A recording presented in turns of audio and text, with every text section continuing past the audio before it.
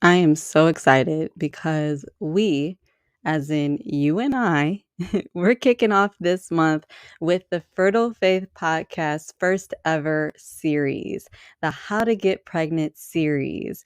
And so this month we'll dive into topics related to how to get pregnant and put our faith based perspective on it. So stay tuned. To go along with the series as well, I've also created the ultimate how to get pregnant checklist, a step-by-step checklist for women of faith. So grab it now at mothermindset.com/get pregnant. Do you want to start your own family but feel stuck, right? Stuck in the process. Did you know that there are things to avoid when it comes to getting pregnant? Join me in today's episode as I discuss the common misconceptions and mistakes women make, including myself back in the day, while on a fertility journey, so we can get closer to creating a healthy environment for you to conceive.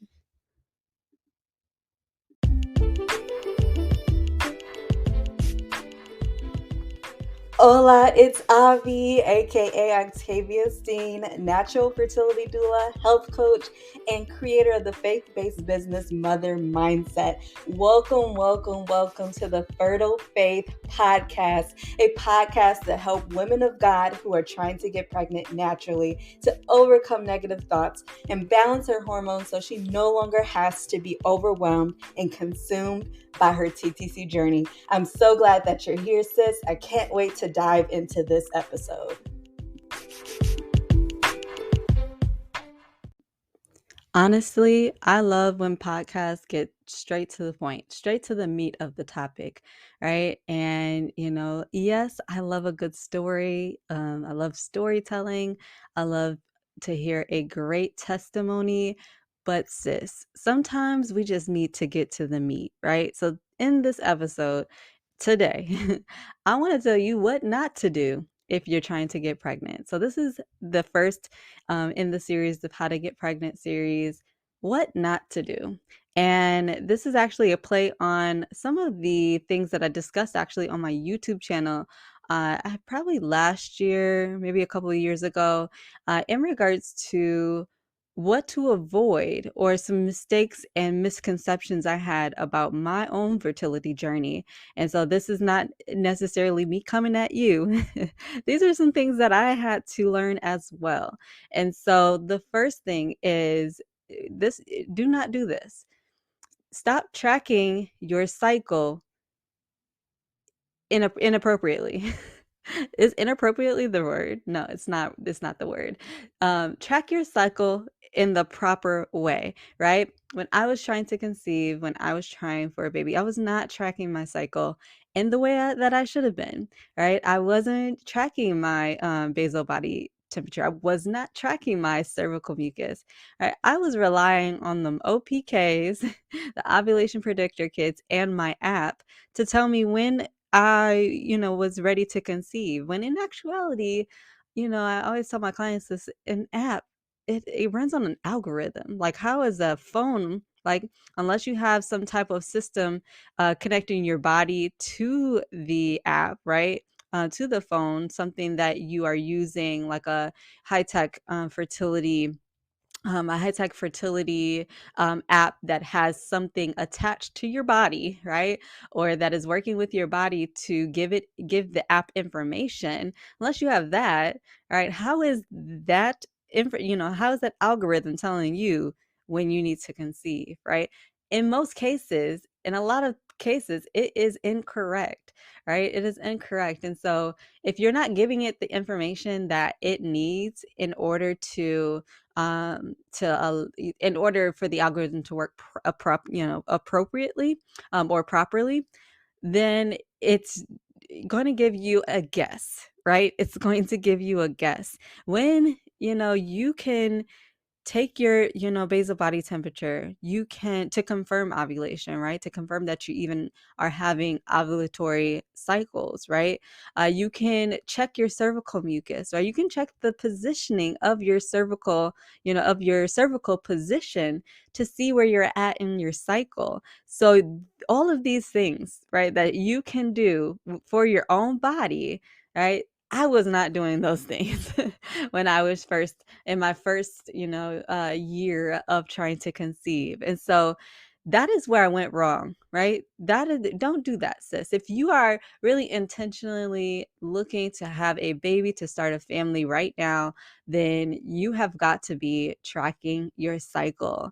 And in my healthy fertility course, I actually talk about this, and I talk about, how to track your cycle without feeling overwhelmed, right? How to track it without feeling like, it's a chore, right? And, I talk about that in the course, but really the thing is, if you delay tracking your cycle, and maybe you've been trying for a while and not tracking your cycle, maybe when you start tracking your cycle and seeing your different fertility signs and what they're telling you, you'll be able to get a clear idea of what is going on.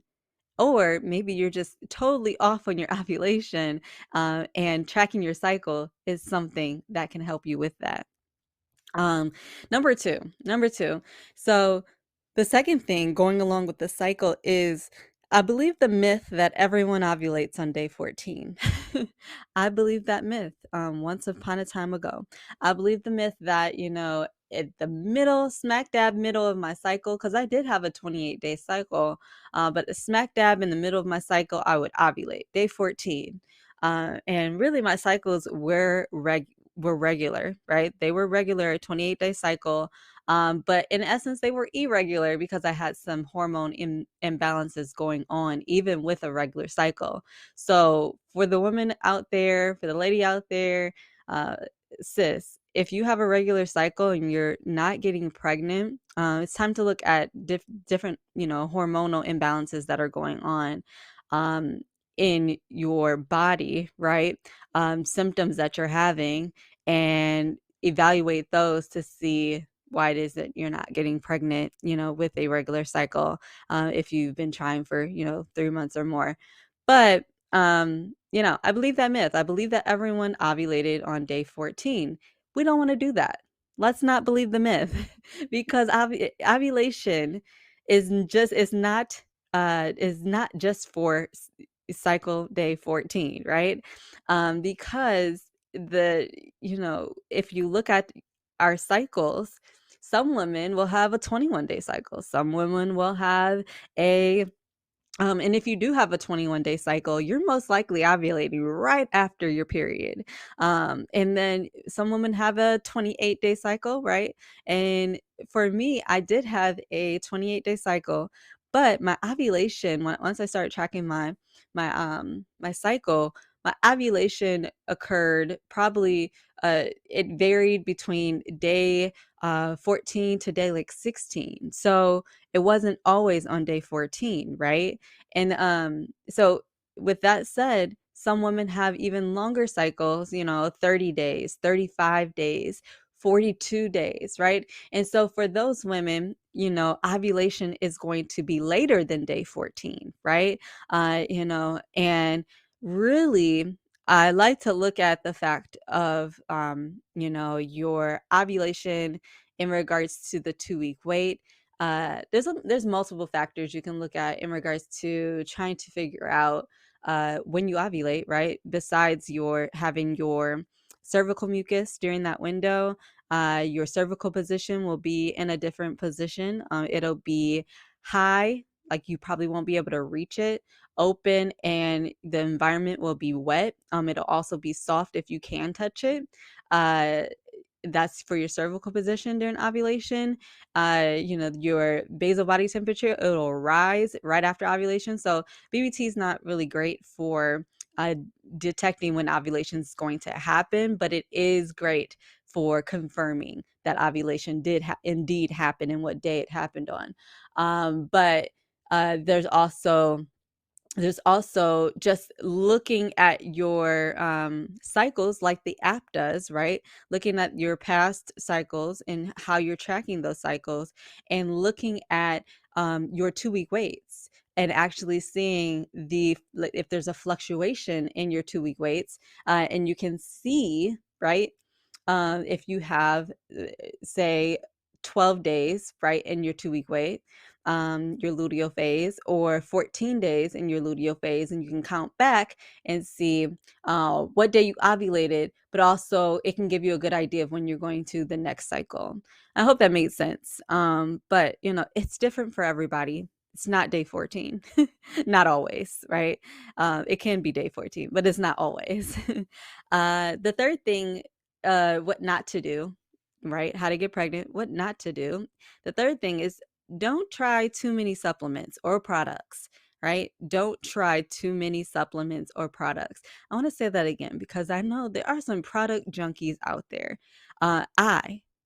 I was a product junkie, not only for fertility, but for my hair as well. And I know that there's some natural sisters out there who have a million products in their towel closet, like I do. But, trying too many supplements or products and not knowing what you're trying them for, right? It's one thing to be on a prenatal, right? Everybody needs a prenatal. Everyone needs a good prenatal vitamin, right? Everyone. But it's another thing to be trying the maca, trying just all of these different products that you see on the market, trying Clomid when you already ovulate, or just the different things like that, right? Trying too many supplements or products can be hindering your journey. Because, sis, like products, if you are taking like pre-seed, or you are looking into getting pre-seed, but you have great cervical mucus, you may not need pre-seed. That may not be the fix for your cycle, right? But if you don't have great cervical mucus, pre-seed, right, the lubricants, pre-seed may be great for you, right? And so we have to really take a step back and look at the supplements that we're taking and how they're going to affect our bodies, right? And really see if they're actually going to help, or they're going to hinder what you're going through. Not Haka. I don't know why I'm thinking about Hakas. Anyways, Maca, for example, I was taking too strong a dose of Maca. Actually, when I got pregnant, the month after, um, the month after I started taking maca, I got pregnant. But I think I was on too high a dose of maca. I think I was taking too much, and my body was still adjusting, and I had a chemical pregnancy that month. And so, I had an early loss, but uh, I again, I tapered it off, and I actually took maca in the form of like a superfood shake, and it was in this is later on, right? Later on, I started taking maca in smaller doses, and it really helped to I saw a difference in my hormonal balance, right? And the symptoms that I was having lots of bloating, lots of constipation. And so those are some symptoms that I was having for my hormonal imbalance. So it could be different for, a lot of people, the different symptoms that you could have.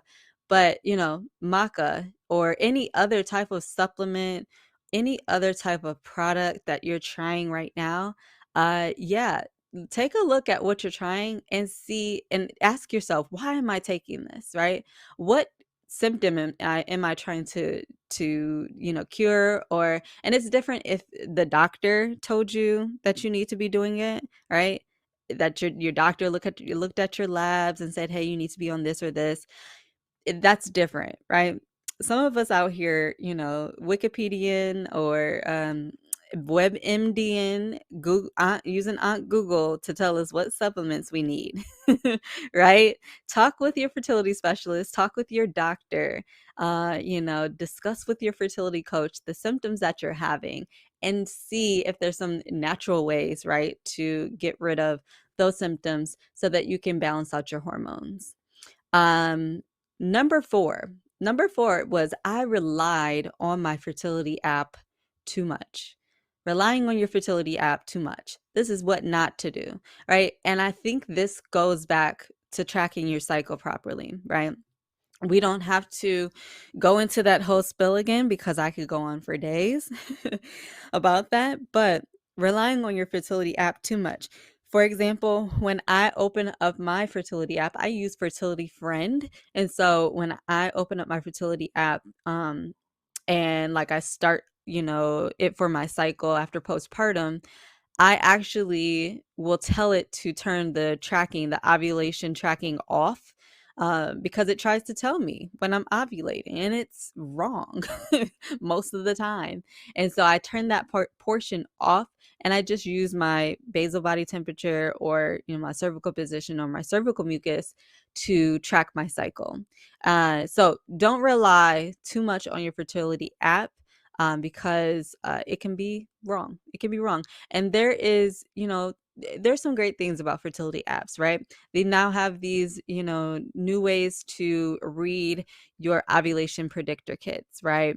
Where you could take a picture and it tells you if it's positive or not. Like, those are great for people with line eyes, and everybody, not people. People is us. All of us have line eyes at one point in time in our life, right? On this TTC journey. And so that's great, right? And it's also great because paper charting is probably something you would have to do if you wanted to, chart your cycle without an app, right? And so I love apps because they're convenient. Yes, I can put in my temperature, and it puts it on a graph for me. Like, I don't have to graph my own, which is great because I'm not about to do that. And so, those it can be great in that way. But there's ways to use the apps, and there's ways not to use the apps. And unfortunately, a lot of women just don't know that. Okay. So number 5 is, don't do this. Don't eat a whole bunch of junk food and not be working out. Also, don't be eating a whole bunch of junk food and working out, right? You can't outwork your fork. You can't outwork the snack drawer. You can't outwork the pantry. Whatever you're doing, that is not healthy, you can't you can't outburn it, right? What you're putting into your body. And so making sure that you're fueling your body with healthy, nutritious foods, whole foods, right? Fresh fruits and vegetables. No, not like, no, what do you call it? You know how grandma makes green beans, and how grandma makes corn. Oh, not corn. Corn is not a vegetable. It is, but y'all, it it's not beneficial. Corn goes in the same way, or goes out the same way it came in. So I really don't. Corn has no, the value of corn is up in the air. Anywho, but you know how Southern grandmas make the green beans uh, with butter, and ham hocks and turkey legs, and they just put some potatoes in there and just let it simmer for like hours, and then it just got like mushy green beans. That it doesn't really have any nutritional value, right? Let's get some fresh cruciferous vegetables in us, some spinach, some kale, right? Get some fresh broccoli, some fresh fruits, right? Berries in your body, right? In order for your body to heal from the inside out. In order for your body to heal from the inside out. Because when you put a whole bunch of junk into your body, it just starts to clog up everything, including your hormones. It just clogs it up.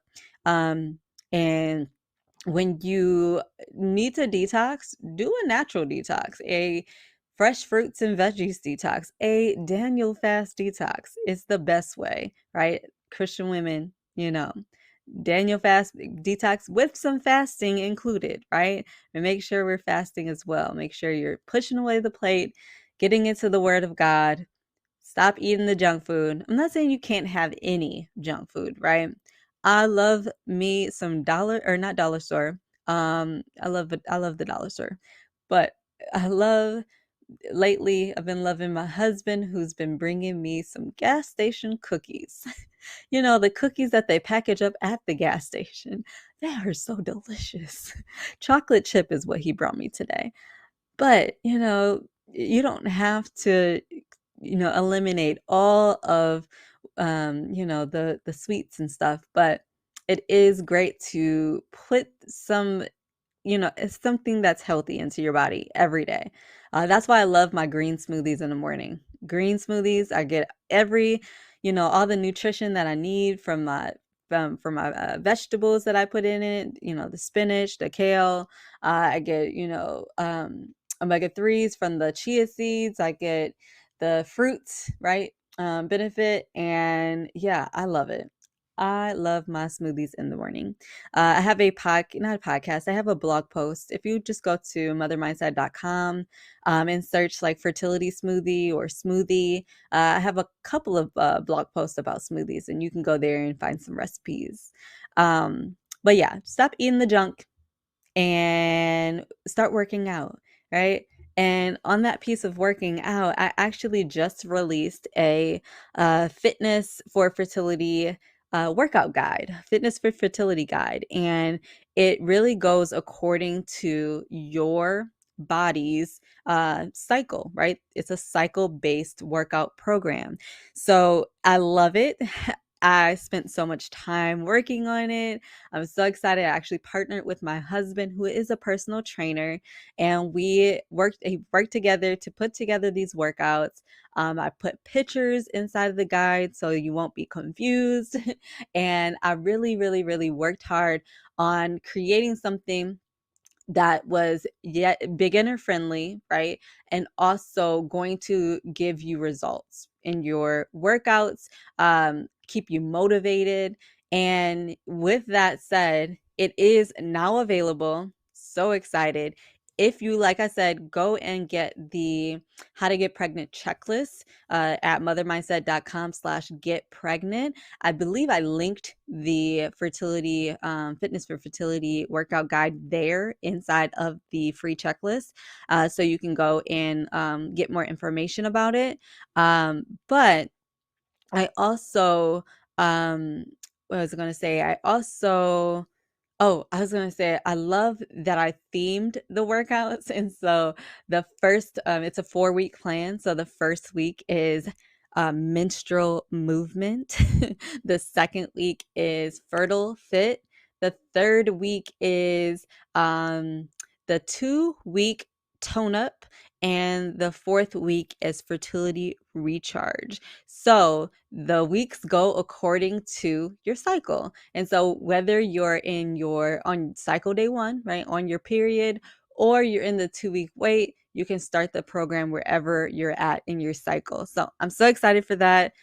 Once again, if you want to check it out, I did include it in the how to get pregnant checklist at mothermindset.com/get pregnant. But moving on to number 6 is what not to do when you're trying to get pregnant is we do not need to walk in fear.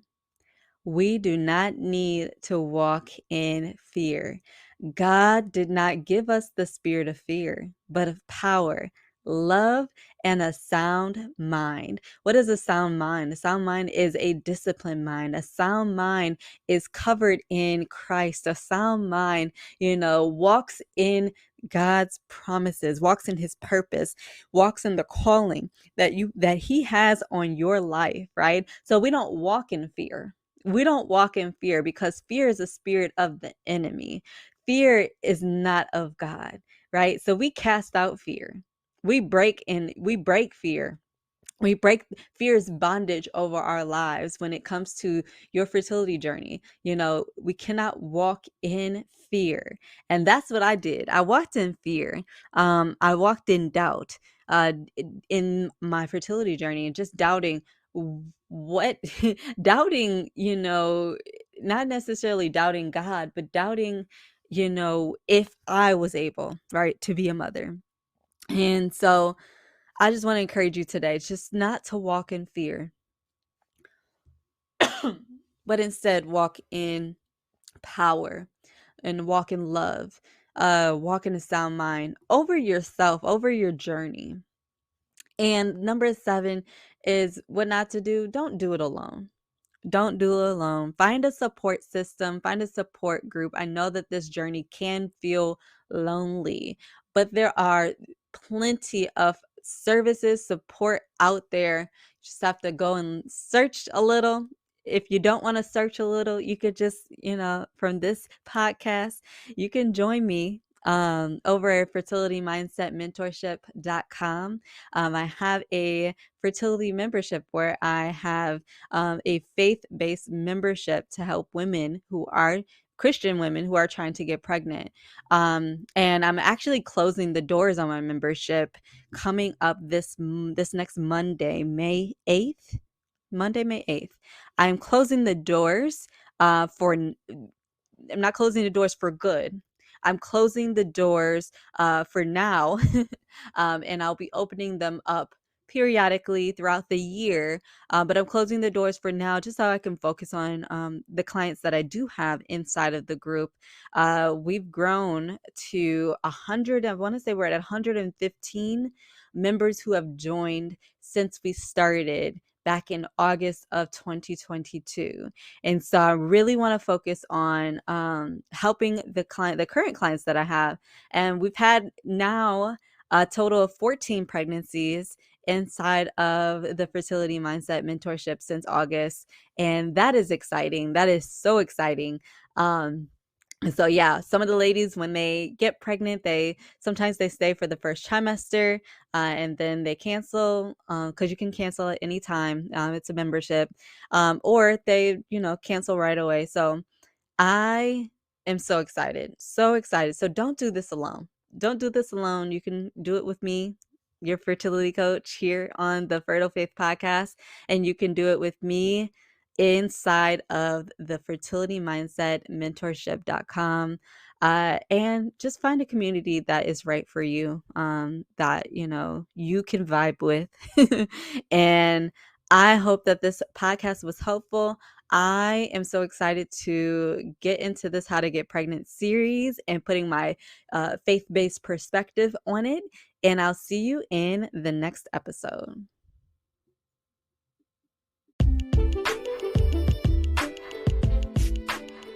Oh my goodness, sis. I pray that today's episode was helpful. I pray that it was helpful for you. If it was, please leave a review to help this podcast reach other TTC women of faith, and tag me at coach.avi on Instagram so I can shout you out. I can't wait to help you balance your hormones and deepen your faith so that you can get pregnant without the overwhelm. Blessings and baby dust.